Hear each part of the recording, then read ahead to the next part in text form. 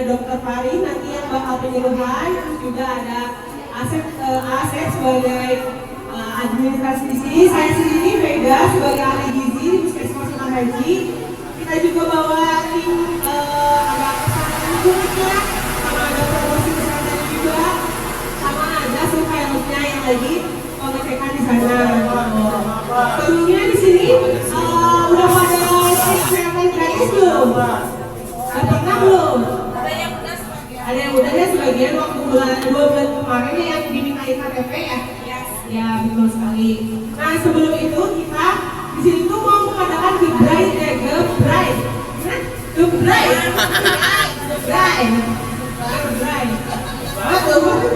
Pega maju di sini pega. Ya, gebiar screening kesehatan di 4 kelurahan begitu. Jadi di sini tuh bukan hanya di RW 12 saja, ada RW yang terdekat kita panggil di sini untuk mendapatkan cek kesehatan gratis sekaligus mendapatkan kunjungan dari dokter di Puskesmas Sunan Haji. Jadi nanti kalau misalnya ibu-ibu sambil dicek darahnya sambil nanti beresnya duduk lagi untuk mendengarkan penyuluhan dari dokter Faris. Itu temanya hari ini temanya apa dokter Faris? Tentang asma, PPOK dan merokok. Tentang PPOK ya. Di sini ada yang merokok enggak? Tentang penyakit tidak menular juga. Ada yang tahu nggak penyakit tidak menular itu seperti apa? Seperti hipertensi ya, seperti asam urat, darah tinggi, gula kayak gitu. Itu salah satu beberapa penyakit yang disebut penyakit tidak menular. Udah pada tahu belum cara penanggulangannya gimana? Kalau yang darah Baterai tinggi itu di situ di chargernya. kurangin asin-asin ya, mengurangi makanan-makanan berminyak seperti itu. Di sini ada yang pas dicek asam uratnya tinggi nggak? Ada nggak? Bulan-bulan kemarin normal semua? Alhamdulillah ya, kalau normal semua asam uratnya. Tapi untuk yang memang bulan-bulan asam uratnya tinggi, itu bisa menghindari konsumsi hijau-hijauan ya, seperti kangkung, kayak gitu ya, sayuran-sayuran hijau, seperti jeroan-jeroan itu harus dikurangi dulu. Terus kalau untuk yang asin-asinnya seperti emping, melinjo, itu harus dihindari dulu. Kalau misalnya bapak ibu di sini kadar asam uratnya tinggi. Kalau yang kadar kolesterolnya tinggi harus mengurangi apa? Gorengan, betul, gorengan, santan, gaji-gajian. Tapi kalau gajian Tapi ini agak turis gini. kalau gajiannya enak ya. Tapi kalau gaji di sapi kayak gitu ya, di gaji-gaji itu harus dikurangi dulu karena itu bisa meningkatkan kadar kolesterol dalam tubuh kita seperti itu. Mana temitnya sini?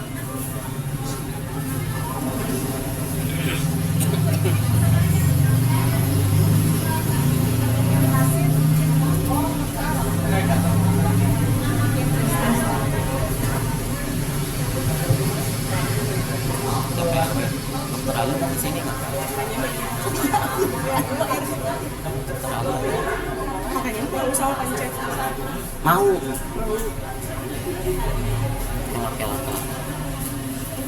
ya aku lupa cepet nih.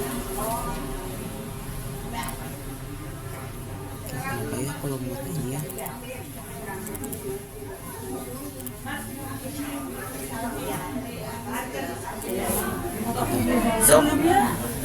Dok, ini aja ngobrol-ngobrol.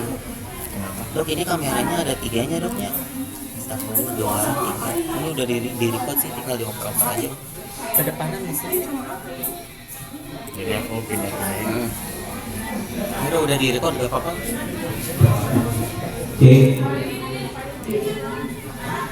Halo Bapak Ibu semuanya, selamat pagi. Masih semangat?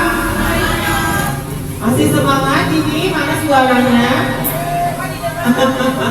Mas kayaknya Asep Lemas semua ya, di sini jangan dong, jangan lemas ya. Walaupun di sini memang bukan lansia atau banyak yang lansia gitu. Sini tuh remaja semua ya. Remaja semua kan, usia produktif semua kan? Setuju? Betul, usia produktif? Iya dong, walaupun sudah lansia, usia pensiun, tapi bapak ibu di sini tetap produktif, betul nggak? Betul. Komplek Dian Permai Babakan ini memang luar biasa banget. Keluarganya kompak gitu ya. Setiap bulannya usia luar biasa banget. Luar biasa untuk datang ke posyandu ini ya. Kamu tangan dulu dong. Oh iya, saya lupa tadi ternyata ada Pak RW dan Iya, ada Pak RW ya. Terima kasih sudah berkenan hadir. Kalau begitu kita penyuluhan dulu kali ya, Bapak Ibu semuanya. Bisa penyuluhan dulu apa gimana nih? Atau masih ada ibu-ibu kadernya ada? Tolong acungkan tangan. Ini nama posyandunya apa ya? Ada yang tahu? Posyandu Rahayu. Posyandu Rahayu berkas selamat. Benar nggak? Amin. Tapi ya gitu. mungkin saya sambil cek kesehatan, kita Ya. sambil penyuluhan ya. Betul. Oke, kita udah dibuka belum sih ini? Belum, saya cuma cuap-cuap aja. Oke, Bapak Ibu semuanya boleh mendekat ya. Ada di depan masih ada kursi kosong ini untuk siapa? Untuk orang-orang terpilih. Untuk orang-orang terpilih seperti apa emang Ada terpilihnya? semua di sini orang-orang terpilih ya. Iya, boleh dong ke depan isi aja ya. Silakan. Oke, baik. Assalamualaikum warahmatullahi wabarakatuh.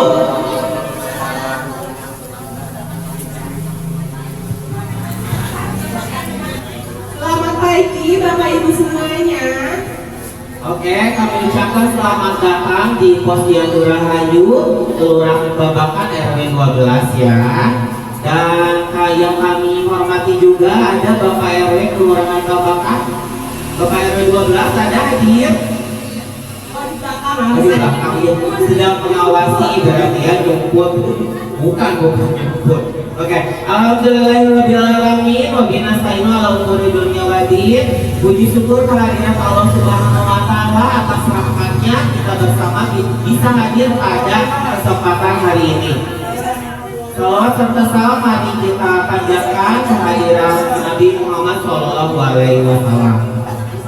Kami ucapkan kembali selamat datang dan selamat pagi pada acara Gebiar Screening Kesehatan tingkat Kelurahan Babakan.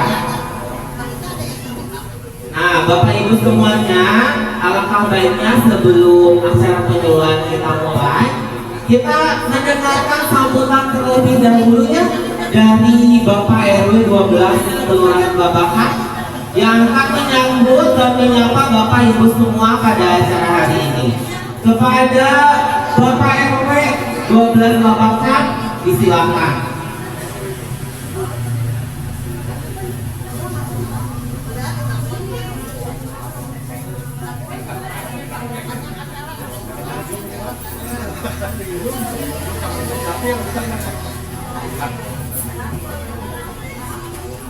Gak terlalu lambat ya. Lumayan lah. Assalamualaikum warahmatullahi wabarakatuh. Selamat pagi. Terima kasih semua atas kehadirannya. Hari ini kita ada tamu spesial dan ada kegiatan spesial.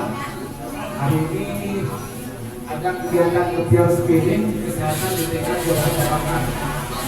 Pak Dr. Ali juga hadir. Terima kasih. Katanya tadi masih ada kurang keras, tapi ini kesini lagi. Terima kasih. Jadi ini untuk semua warga di Kelurahan Babakan yang ada. Betul ya? Jadi kemarin sudah diumumkan di grup yang lain. Kalau posyandunya biasanya sampai jam 11. Hari ini kegiatannya ada penyuluhan oleh Dr. Fajar ya. saja nanti setelah yang sudah beres bisa yang masih ada waktu luang silakan mengikuti karena ini untuk edukasi kita semua ya untuk penyakit tidak menular dan lain-lain. Mungkin itu kebetulan dari saya. Terima kasih. Assalamualaikum warahmatullahi wabarakatuh. Waalaikumsalam warahmatullahi wabarakatuh. Beri tepuk yang meriah dong untuk Bapak Franky, Bapak RW 12 kita ya. Oke, untuk selanjutnya kebetulan Bapak Kepala Puskesmas kita sudah hadir ya di hadapan kita.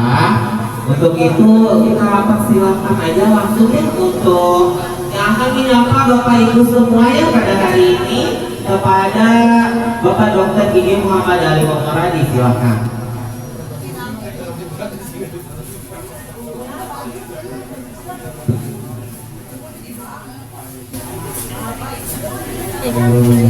Banyak. Ini ngobrol-ngobrol dulu. Video ngobrol. Ibu yang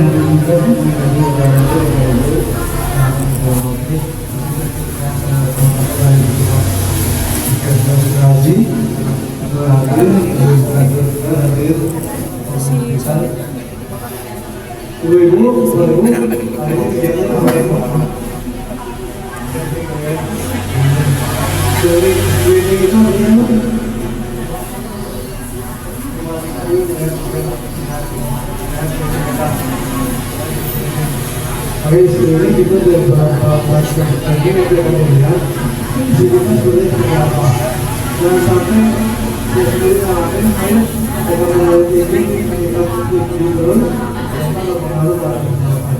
Nah ini kita harapkan bahwa dalam satu itu kita sakit tapi kadang-kadang kita merasa bahwa tidak ada sebenarnya pengaruh baik. Makanya pada hari ini makanya kita adakan kegiatan seperti ini. Dan apalagi kalau sedikit ini KKN itu penyakit tidak masalah. Mengomongkan KKN penyakit tidak mulai itu artinya dia menular. Amin menyebabkan mati yang ini karena mati. Kita kadang-kadang takut bahwa itu menular. Kalau TB itu menular. Tapi kita lupa bahwa sebenarnya ada penyakit lain. Kenapa gitu? Nanti ini seperti ini.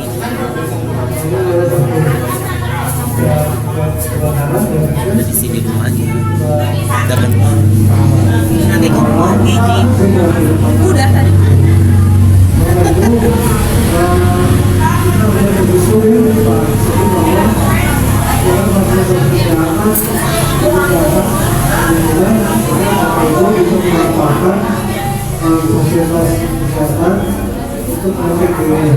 Untuk mengecek kalau dulu kalau kita sekarang kita bisa menggunakan file.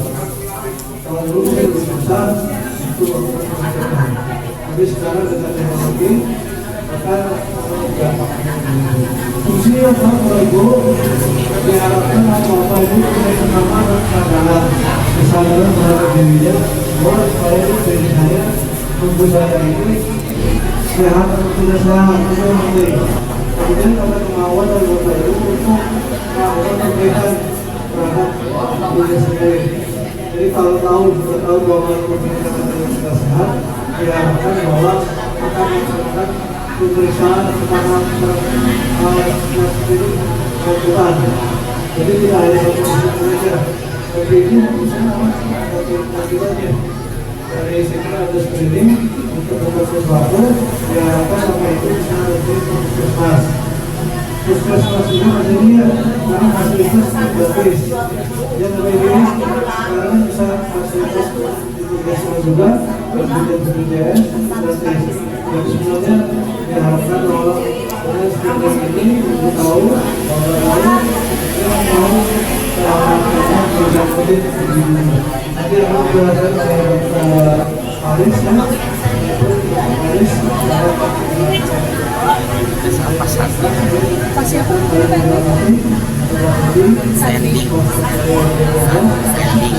Sending. Sending. Mas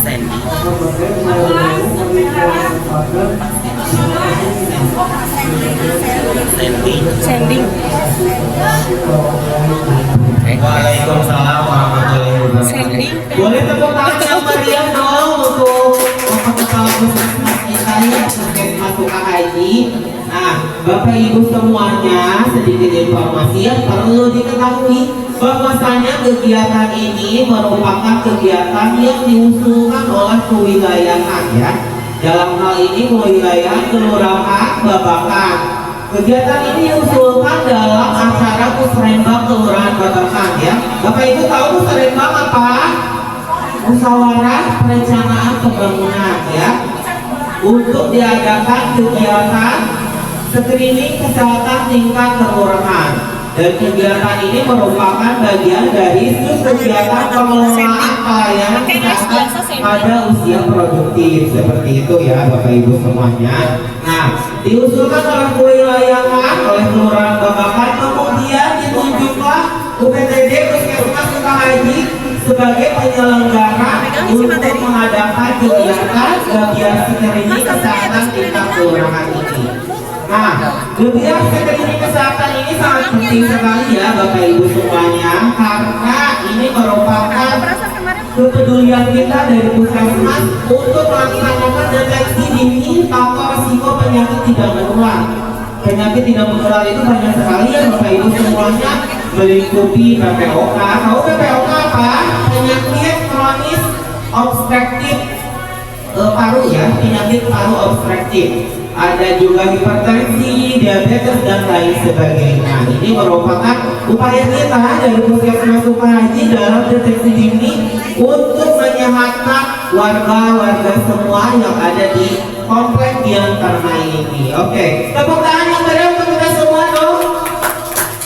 Masih semangat Bapak Ibu semua?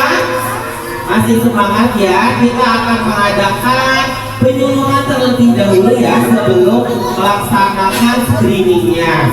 Nah, penyuluhan ini akan disampaikan oleh, udah tahu semuanya siapa? Ada dokter umum kita ya. Aku tahu nama lengkapnya siapa. Aku tahu. Tadi ada yang bilang dokter Pajar, salah. Salah ya. Pajar apa nih? Pajar sad boy? Gak ya ini mah. Oke, penyuluhan tentang deteksi dini faktor risiko penyakit tidak menular yang akan disampaikan oleh Dr. Muhammad Tari Cahaya Pratama. Disilakan.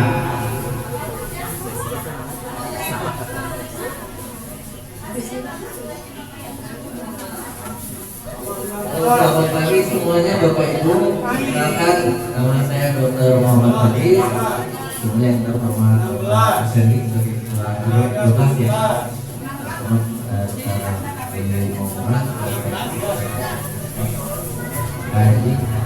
Ya, jadi tadi sudah dijelaskan oleh presenter kita Bapak Kang Asep ya. Apa itu PTM? Ya, jadi pendahuluan PTM itu sebenarnya banyak sekali Bapak Ibu. Jadi bukan hanya diabetes dan hipertensi saja. Kelebihan apa atau dislipid tidak ada, hiperkolesterol juga ada, asma, pneumonia, dan ada juga cancer. Ya, jadi semua penyakit itu tergabung ke dalam PTM. Jadi bukan hanya yang biasanya kita bicarakan hanya hipertensi, hanya diabetes tidak. Nah, jadi itu menjadi sebagai pengingat bagi kita bahwa penyakit banyak yang bisa kita cegah, kita hanya 2 macam saja. Nah, ini saya menjelaskan, saya mengambil topik ini karena memang topik ini bisa dibilang agak jarang untuk dipresentasikan karena paling banyak ya rata-rata diabetes, hipertensi. Jadi makanya saya mengambil topik ini karena dirasa perlu juga kita untuk mengetahui. Pertama ada asma. Untuk Bapak Ibu semua yang punya riwayat asma, bisa ajukan tangan? Ada ya? Bapak ya? Oke, jadi ada asma. Nah, ini saya mengambil data dari Puskesmas tahun 2018. Nah, jadi Indonesia itu ternyata ada di penyakit asma itu 2,4%. Misalnya kalau penduduk kita 280 juta, jiwa berarti 2,4 itu berapa? Banyak ya tentunya, bisa sampai ratusan ribu orang. Ya, apa itu asma? Adalah peradangan saluran nafas yang menyebabkan penyempitan dan hiperreaktivitas. Artinya apa? Saluran nafasnya berkecil, kemudian ada hiperaktivitas, keluarlah kecil sekret, jadi menghalangi udara yang melewatinya. Jadi pada akhirnya seseorang akan sulit mengambil nafas atau bernafas. Efeknya gimana? Bisa sesak nafas. Nah, asma bisa kena semua umur, nggak hanya orang dewasa, remaja, anak kecil juga bisa kena. Dan lebih sering pada usia anak dan dewasa muda. Jadi kalau ada anak yang sering sesak nafas, sering batuk-batuk, bisa jadi kena asma. Jadi harus segera dibawa ke puskesmas. Nah, ini faktor tertentu. Jadi asma itu tidak menyebabkan, tapi dia bisa terjadi karena ada faktor tertentunya. Ibaratnya lilin tidak akan menyala sendiri kecuali ada api. Oke, ya ini faktornya ada tunggal, bulu binatang, obat nyamuk basah, bau busuk, obat-obatan, banyak sekali ya. Dan ini salah satu yang paling sering adalah asap rokok. Ya. Saya yakin Bapak Ibu di sini tidak ada yang merokok ya sekarang. Harapannya sekarang dan seterusnya ya Pak. Nah, ini gejalanya ada batuk bernapas, sesak napas, kemih. Kalau dia sesak napas, napasnya bunyi, punya riwayat alergi atau keluarganya ada yang punya riwayat asma atau alergi kayak poligasa, sering batuk dan sebagainya. Penyakit ini bisa diturunkan, bisa terjadi efek negatif. Jadi pentingnya mengetahui silsilah keluarga. Kalau ada orang tuanya atau salah satu dari bapak ibu yang ada asma, kemungkinan anak atau cucu dari bapak ibu tersebut bisa mengidap asma juga. Kalau ada tanda-tanda demikian, itu harus segera kita periksa di puskesmas untuk mengetahui apakah ini asma atau hanya batuk biasa. Ya, ini peran asap rokok dalam memperparah asma. Ya. Jadi rokok itu bisa memperparah asma bapak ibu semuanya. Bahkan yang tidak merokok pun, tapi ada keluarga yang merokok di rumah, itu termasuk perokok pasif. Artinya asap itu diminum sama yang tidak merokok. Tahunya bagaimana? Jadi kalau merokok itu pasti ada bau, kayak bau tembakau. Dan bau itu bisa mantap ya di baju, di furnitur. Nah, bau itu artinya itu masih ada zat pada rokok yang menempel di sana, seperti tar, seperti zat-zat karsinogenik lainnya. Nah, itu sama saja dengan bapak ibu merokok, ya. Tapi namanya merokok pasif. Kalau yang pasif merokok langsung, yang pasif merokok karena ada orang yang merokok juga di rumahnya atau di sekitarnya. Dan ini bisa memperparah ya pada ibu hamil, anak-anak, terutama. Nah, ini deteksi dininya. Jadi ada yang gejala tersebut bisa berobat ke puskesmas atau ke posyandu atau posyandu. Ya, untuk tata laksananya harapannya kalau udah dikasih obat keluhannya menghilang. Tapi karena sifatnya kambuhan, kita obat itu gunanya untuk mengontrol, tidak menyembuhkan, mengontrol biar tidak kambuh. Seperti itu. Ya, ini ada pemeriksaannya. Untuk pemeriksaannya karena di puskesmas itu terbatas, jadi biasanya akan diarahkan ke dokter spesialis paru, akan dirujuk. Nah, ini untuk pengobatannya ada dua, ada yang dia nggak kambuh, ada yang pas kambuh itu jadi berkurang keluhannya atau si liver pelegam. Nah, ini kalau misalnya yang udah kambuh, nanti pas dikontrol tidak ada keluhan-keluhan ini, artinya kontrolnya sudah bagus, ya, terkontrol sempurna. Ya, ini pencegahan dan pengendalian. Tidak bisa disembuhkan, tapi artinya itu bisa dikendalikan. Akan tetap ada, tapi tidak akan muncul. Itulah tujuan kita untuk berobat. Karena mungkin suatu waktu mungkin ada. Jadi misalnya saya tiap hari, sekarang jadi tidak pernah, hanya sebulan sekali. Nah, itulah tujuan dari pengobatan asma ini. Oke, yang kedua ada PPOK. Nah, jadi penyakit paru itu selain asma ada juga PPOK, penyakit paru obstruktif kronis. Ini salah satu penyakit yang sering dialami oleh perokok, biasanya banyak puluhan tahun atau perokoknya sehari bisa 2 sampai 3 bungkus makmum, ya nggak pakai filter. Karena misalnya yang sering bakar-bakar sampah atau bakar api yang pakai abu ya pembakarannya. Nah ini juga peringatan mungkin yang tidak pakai masker sering berkendara di jalanan, banyak kendaraan itu juga bisa terjadi bentrokan. Ini tidak hanya terjadi pada laki-laki, bapak ibu sekalian, ada perempuan juga ada ibu-ibu juga ada. Saya pernah menemukan pasien yang memang tidak merokok tapi suaminya merokok, tapi ibunya malah yang kena. Ya, nah ini sangat disayangkan sebenarnya beliau kesulitan. Jadi setiap aktivitas apa jalan apa itu kasihan ya dokter. Nah ini prevalensinya kita Jawa Barat itu ada di prevalensi menengah, artinya 3 sampai 3,7% ya. Alhamdulillah ya. Ya bersyukur karena termasuk yang menengah. Kalau yang ini kayaknya banyak pohonnya ya. Jadi dia penyakitnya kurang. Nah ini dia penyakit paru obstruktif kronis. Ini penyakit yang menyerang paru-paru berjangka panjang. Jadi tidak hanya terjadi pada sekali 2 kali. Nah ini bertahun-tahun atau terjadi berpuluhan tahun. Ada gejalanya khas, ada 2. Ada bronkitis, ada emfisema. Jadi paru-paru itu alatnya berfungsi seperti karet ya. Kalau ada yang pernah makan paru gores masih malu, ya itu menurut ya kecil paru itu ya. Tapi kalau misalnya pada keadaan mentah dia bisa mengembang sampai sangat besar. PPOK itu yang terjadi paru-parunya asam elastis itu jadi keras. Nah keras dalam keadaan besar. Udara yang sudah termasuk nggak bisa keluar, jadi terperangkap itu di dalam semua udaranya. Itu yang nyebabin orang-orangnya jadi susah nafas, terus dada itu berkembang. Nah ini gejala PPOK, jadi ada batuk kronis ya, ada batuk kronis, mudah lelah, terus ada rasa berat di dada yang paling sering. Jadi pada saat menemukan mungkin ada sama keluarganya punya kebiasaan sering merokok, sering batuk berdahak, kemudian dahaknya nggak sembuh-sembuh ya, bisa berminggu-minggu batuknya, gampang capek, atau dicurigai adanya PPOK. Jadi kita harus mengarahkan keluarga tersebut obatnya ke dokter.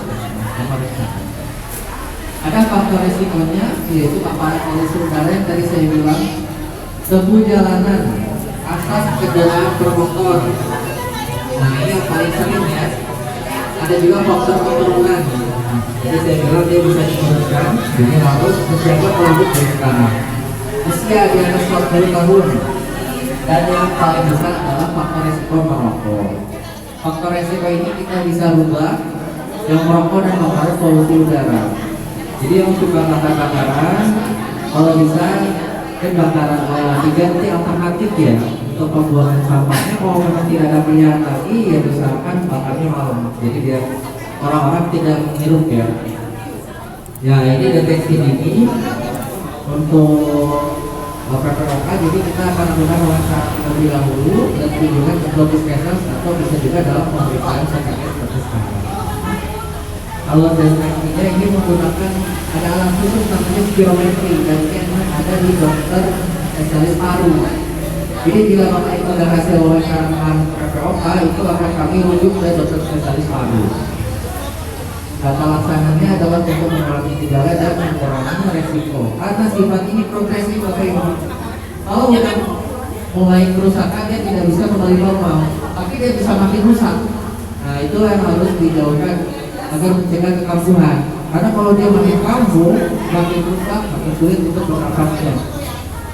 Untuk diagnosanya ini ada pemeriksaan dari anamnesa ya, atau kita ngobrol, ada riwayat merokok, ada sesak nafas.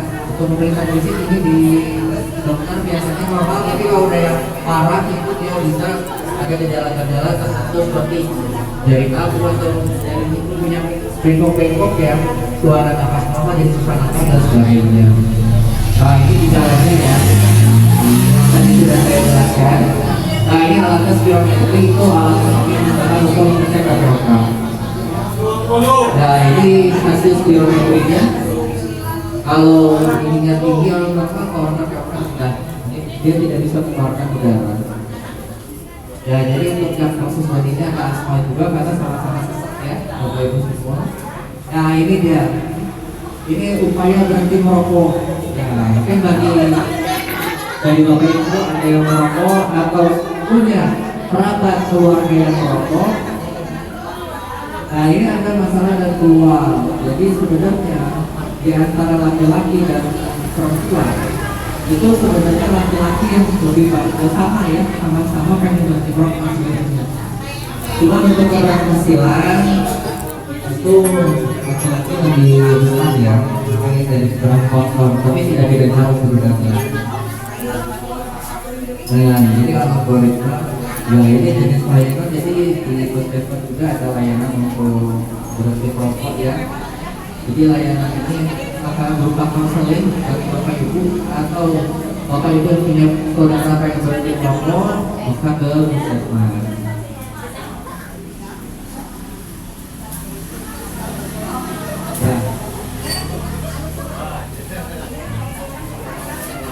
Nah, jadi untuk layanan berhenti merokok ini sebenarnya yang pertama adalah dari motivasi diri, jangan sampai dipaksakan. Kalau orangnya sampai ditarik sudah mau bebas ya, tapi kalau ada motivasinya kan sembunyi-sembunyi kalau itu. Jadi bagusnya memang harus dari diri sendiri, harus disadarkan. Dari biasanya saya sering tanya sama pasien itu kalau dia berhenti merokok alasannya pertama karena anak apa istrinya. Biasanya, tapi ada juga yang katanya kalau melihat ada tetangganya meninggal, jadi dia baru mau berhenti. Tapi jangan sampai begitu ya Bapak Ibu, harus menjadi contoh dari diri sendiri. Ya, nah untuk pengukurannya kita menggunakan adalah monoxide. Jadi kita mengukur ada karbon monoksida yang ada dalam batas tulisan apa. Ya kalau nilainya tinggi, ya berarti itu ada rokok, jadi di 5 sampai 20 ppm. Kalau bukan rokok berarti di bawah 4 ya, biasanya seperti itu. Nah, hasil ini sebagai salah satu bentuk acuan bahwa kalau misalnya ada berkurang, artinya kan merokoknya upayanya berhasil ya, mulai berkurang sedikit demi sedikit, sebagai motivasi juga. Dan yang namanya perubahan gaya hidup itu tidak mudah. Butuh waktu, ada yang bilang 21 hari untuk benar-benar merubah gaya hidup, seperti misalnya berhenti merokok. Dan efek samping dari nikotin juga ada. Biasanya orang yang berhenti merokok tiba-tiba sebungkus 2 bungkus itu pasti gelisah, keringat dingin, mulut yang asam. Ya, karena memang kebiasaannya dia menghisap rokok seperti itu. Kadang ada masa gabut, misalnya dia ngapain ya pakai gatel tangannya ya. Nah, jadi saya selalu menyarankan untuk yang berhenti, coba berhenti dikurangi dulu kuantitasnya. Bisa sehari sebungkus jadi setengah bungkus.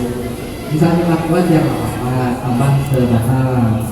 Nah, untuk seminggu 2 minggu seperti itu, minggu selanjutnya dikurangi lagi. Misalnya hanya 3 batang sehari. Seperti itu. Ya. Nah, ini dia kadar dari ppm yang merokok cekor ya, kalau pernapasan itu yang pakai 20 itu berarti merokok berat ya. Nah ini salah satu pemeriksaan kadar pemeriksaan CO pakai CO analyzer. Ini bentuknya seperti wawancara ini ya, bentuk upaya berhenti merokok. Nah Pak, Oke. Ya mungkin itu sekian dari saya. Apabila ada salah satu pertanyaan yang mau maaf, semoga kita selalu diberikan perlindungan oleh Allah dan Taala dari penyakit tidak menular. Dan untuk Bapak Ibu semuanya, terima kasih. Waalaikumsalam warahmatullahi wabarakatuh. Oke, tepuk tangan yang meriah untuk Novi. Terima kasih ya dok atas konselingnya, konseling apa sih? Lupa ya. Konseling mah nanti ya kalau misalkan Bapak Ibu semuanya ingin ada upaya berhenti merokok gitu, kita dari Puskesmas Sukahaji memfasilitasi hal tersebut, benar nggak dok? Betul. Nah, kenapa ini PPOK ini menjadi PPOK itu apa dok? Tadi bisa dijelasin nggak? Singkatan apa itu PPOK? Penyakit paru obstruktif kronik. Nah, itu dia. Penyakit paru ya. Selain itu juga perlu diketahui Bapak Ibu ya, karena asap rokok itu tidak hilang ya. Asap rokok itu tadi kata dokter itu bisa nempel misalnya di gorden, di kasur, di kursi gitu ya. Makanya bagi perokok itu memang harus di area luar ya, nggak boleh di dalam betul. Karena itu bisa membahayakan ke anak-anak bayi seperti itu ya. Dan ini kan ada lagi untuk yang sekarang, kayaknya ada tren baru nge-vape ya. Ngepep, oh iya, itu naik Juga sama, jadi nge-vape itu dia bisa menyebabkan popcorn lung nama penyakitnya. Iya. Nah, yang sangat berbahaya seperti jadi Iya. Nah ini juga tantangan bagi Bapak Ibu semua, terutama yang mungkin ada anaknya, apa cucunya, Iya. yang Menggunakan pergi benar banget dong Pak. Tahu nggak anak SD aja kelas 1 atau kelas 2 gitu ya, ada di kita udah bisa check out Pak. Tahu-tahu datang aja ke rumahnya COD dan gitu mamanya marah. Ya, nah makanya Bapak Ibu semuanya penting untuk mengawasi anak-anak ya, agar terhindar dari suatu hal tersebut ya. Oke, dokter ada yang ingin disampaikan kembali? Sudah cukup aja ya, Bapak Ibu semuanya boleh disambil untuk melaksanakan screening ya. Udah ada petugas dari Puskesmas Sukahaji sama ibu-ibu ada juga ya. Boleh diperiksa dan jangan lupa membawa identitas ya, identitas berupa KTP atau kartu keluarga. Bapak Ibu semuanya udah pernah melaksanakan PKG? Udah ada PKG? Dokter ada yang belum tahu PKG katanya? Astagfirullah, belum tahu ya. Ini udah PKG itu apa coba, program dari mana itu PKG dokter? Tolong beritahu. Jadi PKG itu singkatan dari pemeriksaan Kesehatan gratis. Nah, kalau di kalangan masyarakat itu lebih dikenalnya CKG ya, tapi ya sama aja ya. Tidak istilah mau CKG mau PKG sama aja intinya. Pemeriksaan kesehatan gratis ini merupakan program dari Astana Wacita ya, Presiden kita Bapak Prabowo melalui leading sektor kita juga yaitu Kementerian Kesehatan untuk melaksanakan PKG di seluruh Indonesia dan mencakup semua usia ya, dari mulai bayi sampai lansia ya. masuk ke PIU. Jadi untuk pemeriksaannya ada berbagai macam. Ya. Biasanya ada pemeriksaan glukosa darah ya, Ya, glukosa apalagi dokter? ada pemeriksaan lipid, profil lipid, kemudian ada pemeriksaan urin dan lain-lain. Oh iya. Kalau di Puskesmas kita pelaksanaannya pemeriksaan lipid dan pemeriksaan gula darah. Iya, betul. Nah, pemeriksaan PKG ini kalau sebelum ada program PKG ini kita mengenal dengan istilah deteksi dini ya, deteksi dini faktor risiko penyakit tidak menular. Dan deteksi PKM ini memang banyak pemeriksaannya ya dokter. Ini tuh dari mulai pemeriksaan gigi dan mulut, dari mulai visus ya kayak gitu, terus juga hipertensi DE seperti itulah ya. Banyak sampai dengan PPOK, perilaku merokok dan lainnya itu banyak ya. Puskesmas berat juga ya harus periksa seperti itu. Tapi tidak gimana lagi ya untuk menyehatkan warga Indonesia, betul nggak? Nah, selain daripada itu kita dari Puskesmas Sukahaji itu juga tidak bisa bergerak sendiri, benar kan dokter? Kita perlu juga antusiasme dan kepedulian dari warga semua dan terlebih juga dari ibu-ibu kader dong ya, dari para kader posyandu seperti itu. Oke, itu terkait PKG. Ada lagi dokter? Sudah cukup. Sudah ya. Alhamdulillah yang dialami. Nah, Bapak Ibu semuanya pelaksanaan kegiatan screening kesehatan tingkat kelurahan Babakan yang merupakan bagian dari kegiatan Musrembang ya sudah selesai dilaksanakan. Betul? Sudah dilaksanakan? Nah, Bapak Ibu jika ada yang ingin ditanyakan atau masih belum mengerti terkait penyampaian penyuluhan dari kami, Bapak Ibu boleh bertanya ke petugas puskesmas ya. Oke, kalau begitu kami dari UPTD Puskesmas Sukahaji mengucapkan terima kasih atas perhatiannya dan mohon maaf atas segala kekurangannya. Kami akhiri, wabillahi taufiq wal hidayah. Wassalamualaikum warahmatullahi wabarakatuh.